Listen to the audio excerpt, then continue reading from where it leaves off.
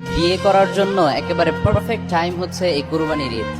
তোমরা যারা রিলেশনে আছো, ইমিডিয়েটলি তোমার পার্টনারকে একটা মেসেজ ড্রপ করো, স্ট্রেট ফরওয়ার্ড তাকে বলো, জান, আল্লাহর জমিনে থেকে তার খেয়ে তার সাথে অনেক নাফরমানি করেছে, আর করতে চাই না।